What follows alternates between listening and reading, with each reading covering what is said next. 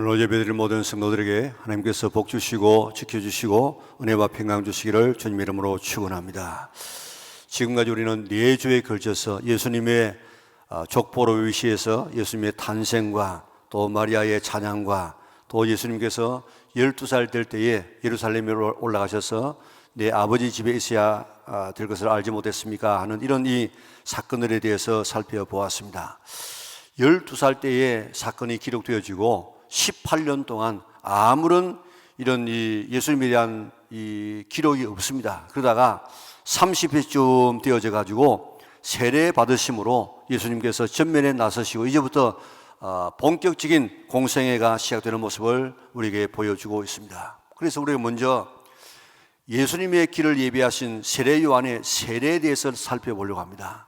오늘 요한의 세례가 어떤 의미가 있는가, 또 예수님께서 받으신 세례가 어떤 의미가 있는가, 우리가 받는 세례가 어떤 의미가 있는가 하는 것을 우리가 깨닫고 그 세례를 통해서 우리에게 주어지는 이런 축복을 받아 누릴 수 있는 우리 영락의 온 식구들 될 수 있기를 바랍니다. 옛날에 왕이 행차하면 앞에서 물러가라 하면서 왕에 가는 길을 준비하는 사람들이 있었습니다. 지금도 대통령이 어디를 가면 가기 전에 모든 이 위험을 제거하고 만반의 준비를 하고 대통령이 가게 됩니다. 하나님은 만왕의 왕이신 예수님을 이 땅에 보내실 때 그저 보내지 아니하시고 6개월 전에 세례 요한을 보내가지고 예수님을 영접할 수 있는, 맞이할 수 있는 모든 준비를 다 하시는 모습을 볼 수 있습니다. 그러니까 이 세례 요한은 무엇하는 사람이냐? 예수님의 사역을 준비하는 역할을 하셨다고요. 그래서 예수님의 사역 전에 먼저 세례 요한을 소개하고 그의 사역을 소개하고 있습니다. 세례 요한은 제사장의 아들입니다. 그러니까 그도 제사장이 될 사람입니다. 당시의 제사장은 특권층 중에 특권층입니다. 편안하게 그의 사역을 할 수 있었습니다. 그런데 그는 엘리야를 연상케 하는 행동을 했습니다. 사는 곳은 광야였습니다. 입는 옷은 약대 트럭과 가죽 띠였습니다. 먹는 것은 석청과 메뚜기였습니다. 그리고 외치기를 회개하라 천국이 가까웠느니라 그러면서 회개를 촉구했습니다. 400년 동안 선지자가 없다가 세례 요한의 외침을 듣고 이분이 우리가 기다리는 메시아가 아닌가 하고 예루살렘과 온 유대와 요단강 주변에는 많은 사람이 다 몰려와서 자기들의 죄를 자복하고 세례를 받았다고 했습니다. 바리새인들과 사두개인들이 세례받기 위해서 왔습니다. 세례 요한이 뭐라고 했습니까? 독사의 자식들아. 지금 자기 죄는 회개하지도 않으면서 그저 형식적으로 세례받으려고 하는 이런 사람을 바라보고 독사를 보고 자식이라, 독사의 자식이라는 말이 있습니까? 우리가 점잖게 성경인지가 그렇게 번역해 놓았지 독사 새끼들아 아마 그렇게 이야기했을 거예요. 누가 너희를 가르쳐서 임박한 진노를 피하라고 하느냐? 아브라함이 우리의 조상이라고 생각하지 말라. 하나님은 돌들로도 아브라함의 자손을 만들 수 있다. 이미 녹개가 나무 뿌리에 놓였으니 좋은 열매 맺지 아니하면 지켜서 불에 던지게 될 것이다. 나는 너희로 회개하기 위하여 물로 세례를 베풀거니와 내 뒤에 오시는 이는 나보다 능력이 많으셔서 나는 그의 신을 들기도 감당치 못하겠는데 그는 성령과 불로 너에게 세례를 베풀 것이다.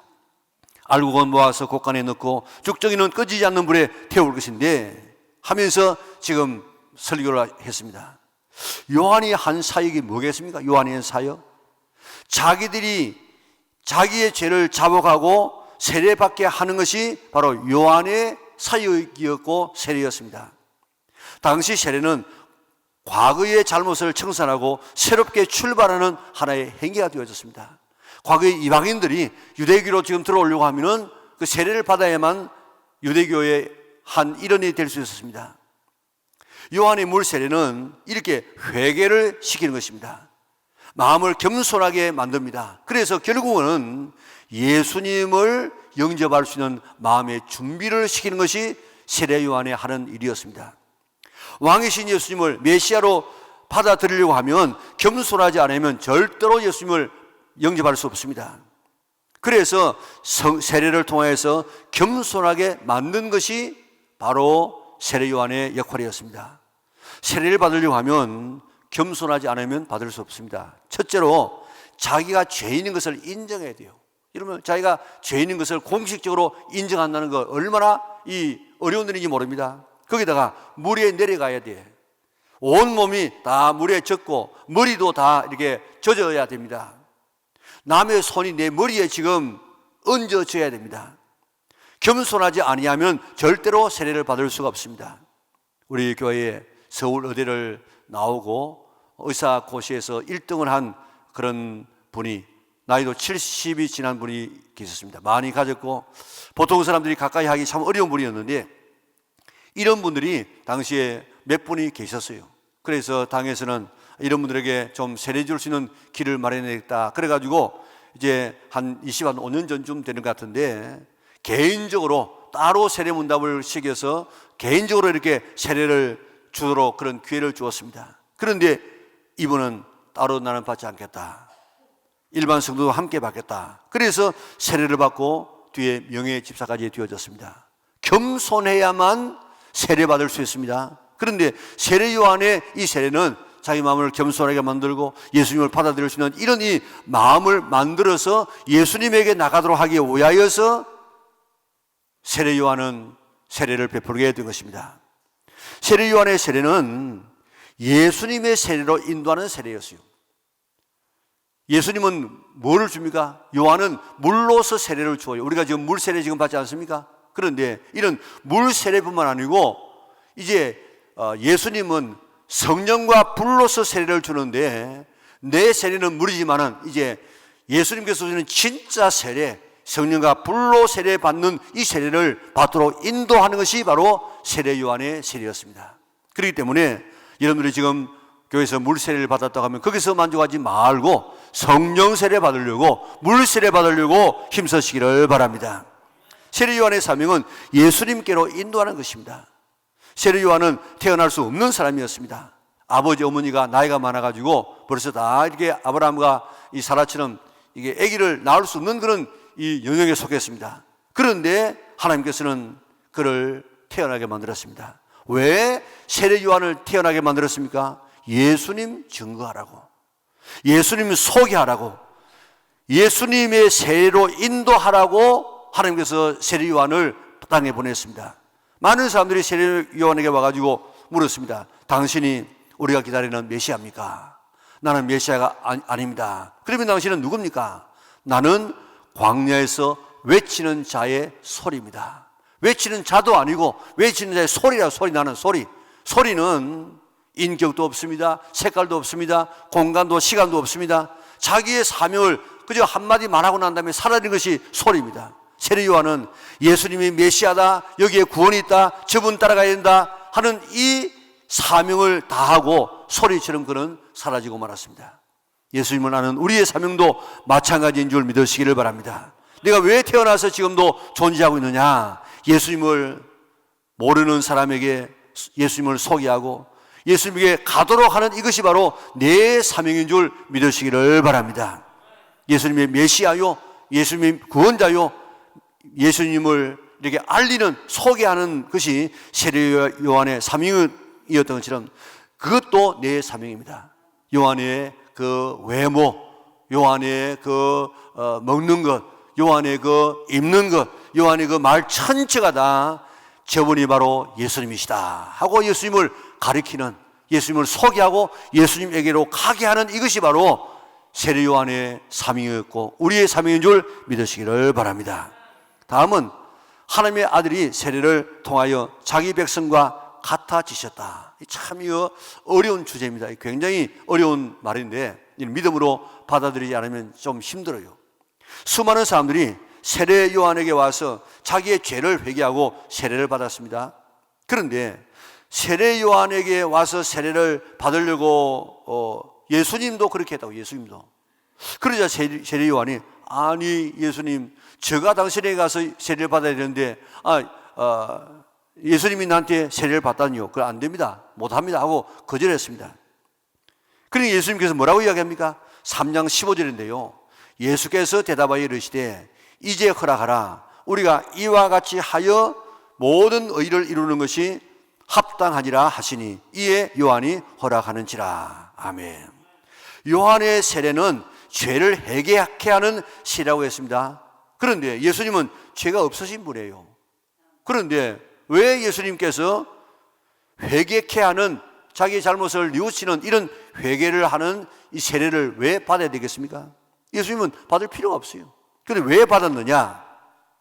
예수님께서 말씀하시기를 우리가 이와 같이 하는 것이 뭡니까? 우리가 세례를 받는 것, 우리가 세례를 받아서 모든 의를 이루는 것이 합당하니라. 모든 의를 이루는 것이 합당하다. 그래서 내가 세례를 받아야 되겠다.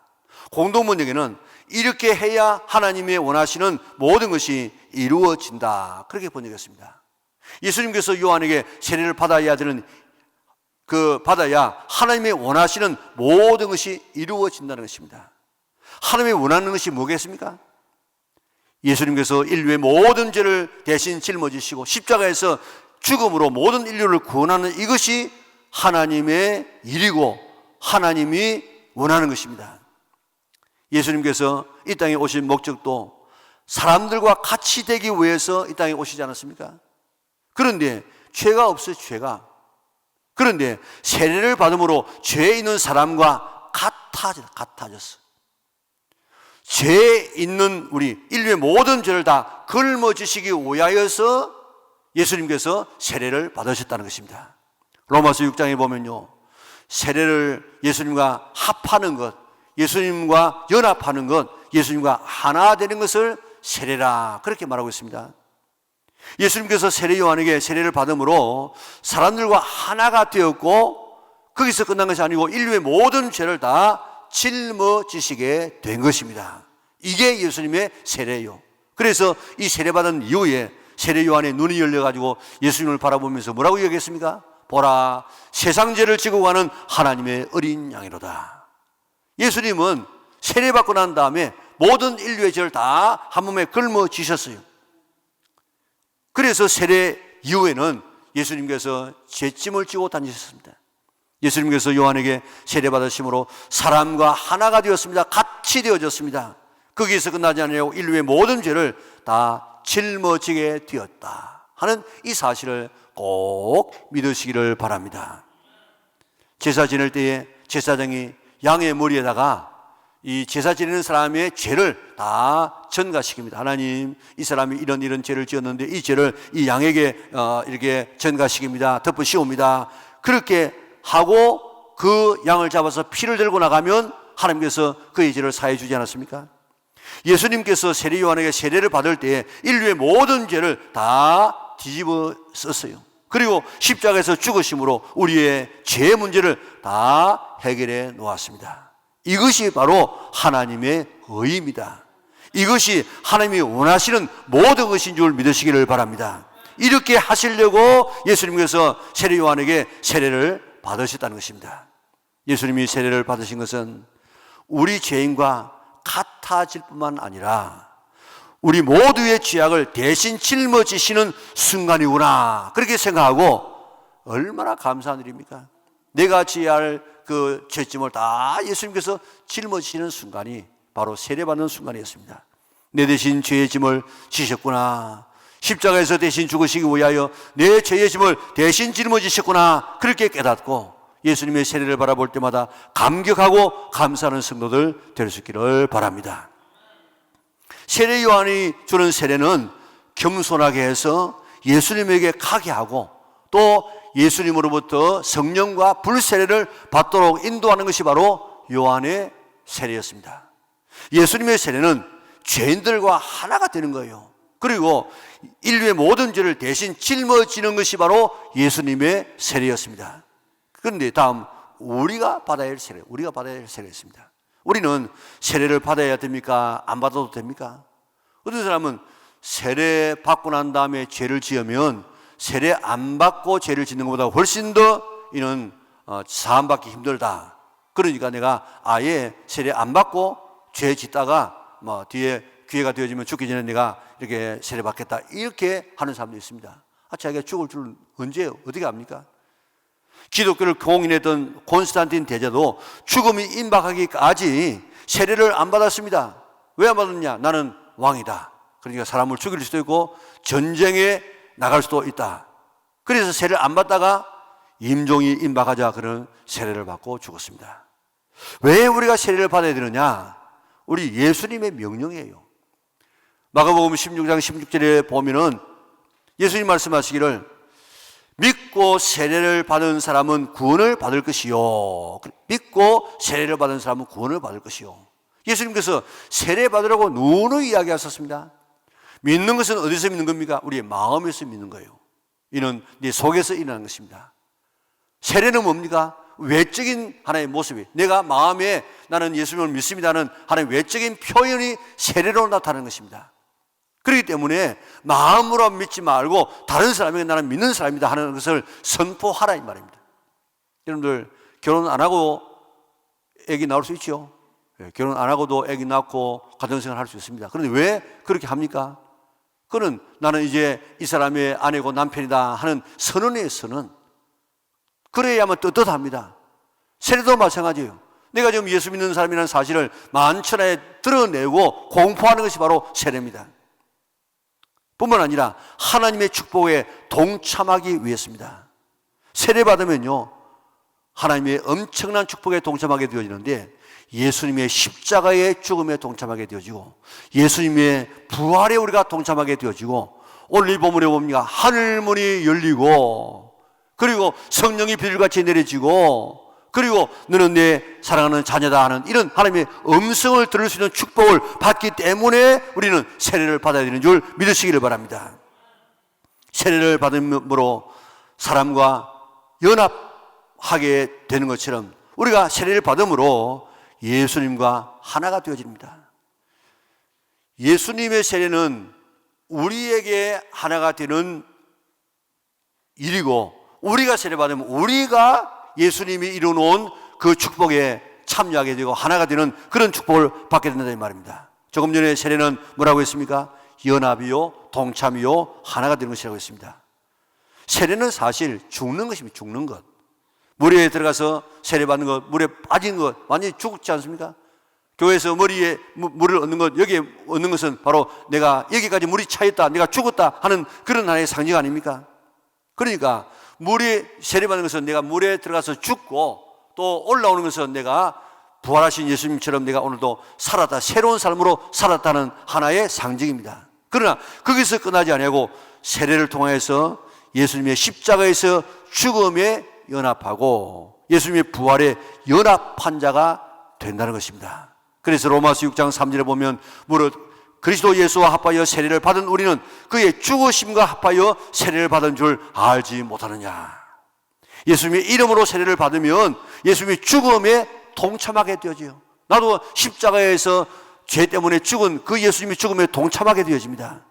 4절에 보면 그러므로 우리가 그의 죽으심과 합하여 세례를 받음으로 그와 함께 장사되었나니, 아예 세례받는 것은 내가 장사된 것을, 장례식을 지금 말하고 있습니다. 11절에 보니까 이와 같이 너희도 너희 자신을 죄에 대하여는 죽은 자요 그리스도 예수 안에서 하나님께 대하여는 산 자로 여길지어다. 우리가 세례받음으로 이제 우리는 죄에 대해서는 죽었다, 부활하신 예수님과 이게 우리가 내가 다시 살았다 하는 사실을 여기라고 이야기했습니다. 우리가 세례받는 것은 죽는 일입니다. 장사 지내는 일입니다. 예수님의 십자가의 죽음에 동참하는 것입니다. 우리는 죽었다는 것을 받아들여야 됩니다. 그래서 내가 지금 살아있죠. 그래 나는 죽었다. 죽은 자로 여겨. 사실은 아닌데 그러나 죽은 자로 여겨. 나는 죄에 대하여서, 세상에 대해서, 향락에 대해서 나는 그리스도와 함께 나는 죽었다. 그렇게 여겨. 죽은 사람이 어떻게 반응하겠습니까? 그럼 반응하지 말라 이 말입니다. 내가 지금 살아있지만은 세례받음으로 나는 죽었다고 여기라는 것입니다. 김익도라는 유명한 깡패 있지 않습니까? 장에 가는 사람들이 오늘 제발 장에 가면 김익도라는 놈을 만나지 않게 하여 주시옵소서 하면서 성황당을 치라면서 손을 비비면서 돌을 던지고 그렇게 갈 만큼 아주 김익도 만나는 날은 재미가 없습니다. 그런 김익도가 예수님을 믿었어요. 완전히 새 사람이 되어졌습니다. 그리고 그는 부고를 썼습니다. 몇월 며칠 날 몇 시에 김익도가 사망했습니다. 그러니까 많은 사람이 김육도란 놈 참 잘 뒤해졌다고 좋아하고 박수를 치고 이제 마음 놓고 시장에 가겠다고 그렇게 좋아했는데 어느 날 보니까 김육도가 살아서 돌아다니는 거예요. 그런데 당신이 죽었다고 했는데 어찌 이렇게 살아다니냐고 말하니까 옛날에 김육도는 죽었고 예수 믿어서 새로운 김육도가 지금 살아났다고. 어느 아주머니가 정말 저 김육도가 정말 옛날의 김육도가 아닌지 김육도가 죽었는지 한번 시험해보기 위해서 지나가는 김육도에게 구정물을 갖다 확 덮으셨습니다. 그러니까 이 김육도 목사님이 털털 웃으면서 이야기합니다. 예수는 내가 믿고 복은 당신이 받았습니다. 옛날 같으면 죽었어. 그런데 예수는 이 김육도가 믿고 복은 당신이 받아가지고 오늘 살게 되었다는 것입니다. 정말 김육도가 살았구나. 김육도가 죽었구나. 그렇게 다른 사람이 그렇게 인정했다는 것입니다. 우리는 세례 요한의 물 세례가 아니고 성령과 불로 세례를 받아야 됩니다. 물 세례는 예수님의 성령 세례와 불 세례로 인도하는 세례입니다. 물 세례 받은 것으로 만족하지 말고 성령 세례, 불 세례 받아야 참 예수님의 십자가의 죽음에 동참하여 죄에 대하여서 죽은 자가 되어지고 부활에 동참하여서 새로운 삶을 살게 되는 줄 믿으시기를 바랍니다. 세례는 결혼과 아주 비슷해요. 결혼하기 전에는 이 남자 저 여자하고 데이트하고 차 마시고 다닐 수 있습니다. 그러나 결혼하면 한 남자 한 여자만 남편과 아내가 되어지고 나머지 모든 여자는 다 죽는 겁니다. 다 포기하는 것입니다. 돌아보지 않습니다. 반응하지 않습니다. 이게 바로 결혼 아닙니까? 세례도 마찬가지입니다. 세례 받음으로 예수님에게만 살고 예수님에게만 반응하고 죄에 대하여서 세상에 대해서 향락에 대해서 죽는 것, 이게 바로 세례입니다. 예수님에게만 반응하고 죄에 대해서 세상에 대해서는 죽어야 돼요. 죽어야. 죄에 대해서 죽는 것이 바로 세례인데 세례 받았다고 하면서 펄펄 살아가지고 안 죽어가지고 지금 날뛰게 되어지면 그 사람 때문에 가는 곳곳마다 문제가 생겨집니다. 교회 와서는 다 죽은 것 같아. 근데 집에 가면 펄펄 살아. 세상에 나가면 밤에 가면 죄 짓는 데 가면 펄펄 살아. 또 거의 이제 교회 와서 거의 죽었다가 또 나가면 또 살고 이렇게 하면 이게 안 된다 이 말입니다. 내가 죽는 것이 세례입니다. 죄에 대해서는 죽는 것이 세례입니다. 죄에 대해서 죽는 자라고 내가 여겨서 죄에 대해서 반응하지 아니하고 다른 사람이 내를 건드려도 반응하지 아니할 수 있는 이런 참 그리스도와 함께 십자가에서 죽는 여러분들 될 수 있기를 바랍니다. 우리 부생님에게 온 성도들은 세례를 받되 예수님의 십자가의 부활에 동참하는 참 세례를 받으시기를 바랍니다. 참 세례 받으면 어떤 일이 일어납니까? 세 가지 축복이 일어납니다. 하나는 하늘이 열리고, 하나는 성령님이 임하시고, 하나는 하나님께서 말씀합니다. 너는 내 사랑하는 내 자녀다. 최고의 축복. 세상의 모든 것을 다 가져도 이 세 가지 못 가지면 가장 불행한 인생이 되어지고 아무것도 안 가져도 이 세 가지만 가지면 가장 행복한 삶인 줄 믿으시기를 바랍니다. 우리가 세례받음으로 예수님이 세례받을 때 받았던 그 축복에도 동참하게 되는 것입니다. 첫째 복이 뭐라고요? 하늘이 열리고, 사람이 범죄한 뒤에 하늘과 땅이 닫혔어요. 그래서 하나님과 하늘과 땅이 연결이 안 되지만 끊어졌습니다. 하나님께서 간간히 하늘을 열어주어 가지고 하늘을 보여주기도 했습니다. 그러나 예수님이 십자가에서 대속하심으로 예수님께서 세례 받으시고 모든 인류의 죄를 다 짊어지시고 십자가에서 달려 돌아가시는 이 사건을 통하여서 이제는 닫혔던 하늘이 열리게 된 것입니다. 하늘이 닫히는 것은 최고의 저주입니다. 신명기 28장 23절에 보니까 인간이 범죄하면 불순종하면 내 머리 위에 하늘은 놋이 되고 내 아래의 땅은 철이 될 것이라. 노신 하늘이 어떻게 비를 내릴 수 있습니까? 땅인 철이 어떻게 농사가 되겠습니까? 가장 저주받은 인생이 된다 이 말입니다. 범죄하면 하늘이 닫혀서 비를 내리지 않겠다고 이야기했습니다. 노처럼 닫혀서 열릴 기회가 없던 하늘이, 범죄에서 닫혔던 하늘이 예수님의 세례로 열려지게 된 줄 믿으시기를 바랍니다. 우리가 바로 세례를 받아서 예수님의 그 십자가와 부활에 동참하는 자가 될 뿐만 아니라 우리에게도 참 세례를 받게 되어지면, 성령의 세례, 불의 세례를 받게 되어지면 우리에게도 하늘이 열리는 줄 믿으시기를 바랍니다. 그래서 하나님과 소통되어져서 하나님 하면 하나님께서 그래 하고 그렇게 응답하시고, 또 하늘의 그 엄청난 보화를, 하늘 창고를 우리가 받아서 누릴 수 있게 되어지고, 그리고 하나님의 나라에 넉넉하게 들어가게 되는 줄 믿으시기를 바랍니다. 하늘이 닫히면 모든 것이 다 닫힙니다. 예수님처럼 바로 세례를 받아서 하늘이 활짝 열리는 성도들 되시기를 바랍니다. 야고보 베델에서 하늘문이 열리는 것을 보았습니다. 사닥다리가 하늘까지 연결되어지고 천사가 왕래하고 하나님께서 그 위에 서가지고 나는 너에게 이렇게 한다, 이렇게 복을 막 선포하는 이런 축복을 허락하여 주었는데, 오늘 이렇게 야곱에게 열렸던 하늘처럼 오늘도 우리 성도들에게 열릴 수 있기를 바랍니다. 하늘문이 닫히지 않게 기도하시기를 바랍니다. 하나님, 나에게도 참된 세례를 받아서 하늘문이 활짝 열리게 하여 주시고 날마다 하나님과 소통되는 아름다운 삶을 살게 하여 주시옵소서. 두 번째는 성령이 비둘기같이 내렸다 그랬습니다. 예수님은 인간의 몸을 입고 오셨기 때문에 성령님의 도우심이 없이는 메시아 사역을 할 수가 없었습니다. 귀신 쫓아내는 것도 성령의 능력으로 하셨다. 성령으로 태어나셨습니다. 성령으로 사역했습니다. 심지어는 여러분들 기뻐하는 것도 성령으로 기뻐하셨다 그랬습니다. 그러니까 예수님께서 웃는 것도, 이 험악한 시간을 살아갈 때 웃음이 나오고 기뻐하는 이것도 내 힘으로 하는 것이 아니고 성령으로 인하여서 기뻐하셨다고 이야기했습니다. 예수님의 사역은 처음부터 끝까지 모두가 성령의 인도하심이었습니다. 우리도 예수님과 합하여 바른 세례를 받음으로 성령께서 임하시게, 성령의 능력으로 신앙생활을 할 수 있도록 그렇게 힘쓰시기를 바랍니다. 내 힘으로 신앙생활 하는 거 어렵습니다. 그 마치 자전거를 타고 가는 것 같습니다. 자전거 평지에 갈 때는 그래도 탈만해요. 내려갈 때는 신납니다. 그런데 조그만 오르막길 올라가 보세요. 못 갑니다. 오히려 그 자전거를 끌고 가려고 하면 더 힘이 듭니다. 그러나 성령 받고 신앙생활하는 것은 오토바이를 타고 가는 것과 같습니다. 오토바이는 어떻습니까? 아무리 높은 길도, 아무리 도착봐도, 어떤 험한 길도 그저 붕 하고 나가면 가게 되는 것처럼 오늘 성령 받으면 이런 아름다운 신나는 신앙생활을 할 수 있는 줄 믿으시기를 바랍니다.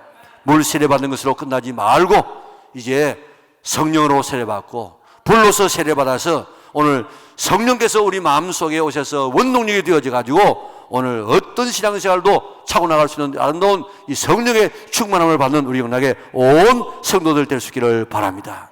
예수님에게도 성령님이 도우심이 필요했는데 우리는 얼마나 더 필요하겠습니까? 이제 내 힘으로 살아가려고 하지 말고 우리 바른 세례 받아서 오늘 주님께서 주시는 이런 성령의 충만함을 받는 성도들 되시기를 바랍니다. 다음 세 번째는 너는 내 사랑하는 자녀라 하는 음성을 들려주었습니다. 하나님께서 공식적으로 너는 내 아들이라고 선포했는데 이걸 통해 가지고 하나님의 아들이 된 건 아닙니다. 그 전에 하나님의 아들이었지만은 공식적으로 이제 선언했다. 선언. 내가 누구냐 아는 것은 대단히 중요합니다.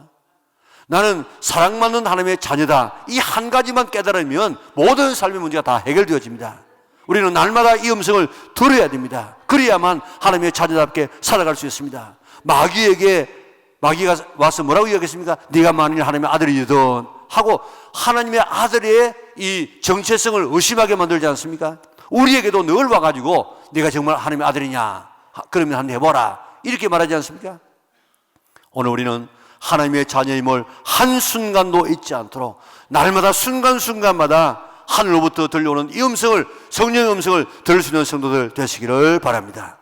세례 요한의 세례는 새로운 출발을 의미하고 회개하게 이르게 하고 예수님에게 나가서 예수님 주시는 이런 성령과 불세례를 받도록 하는 것이 세례 요한의 세례였습니다. 예수님의 세례는 인류의 모든 죄를 다 짊어지시는 세례요, 사람과 동일시되는 세례였습니다. 내가 이제 사람과 동일시되었다. 이제 그 모든 죄를 내가 다 이게 짊어지는 그런 것이 예수님의 세례였습니다. 우리의 세례는 내가 이제 적극적으로 세례받음으로 예수님의 그 십자가와 부활에 동참해서 과거에 나는 죽고 이제 부활하신 주님과 더불어 내가 새로운 생명을 살아가는 것, 이게 우리의 세례의 결과일 뿐만 아니고 더 나아가서 이런 바른 세례를 받은 사람에게는 하늘문 활짝 열려서 하나님과 연결되어지고 오늘 성령의 비둘같이 내려가지고 성령의 인도를 받게 되어지고 그리고 너는 내 자녀라고 하나님의 자녀로서 살아가는 축복을 허락하여 주시는 줄 믿으시기를 바랍니다. 세례 요한을 통해서 예수님을 바로 알고 바른 세례를 받고 예수님이 세례 받으실 때 받았던 이런 놀라운 복을 받아 누릴 수 있는 위영락의 온 성도들 될 수 있기를 주님의 이름으로 축원합니다. 다 같이 일어나셔서 헌신의 찬송을 부르도록 하겠습니다.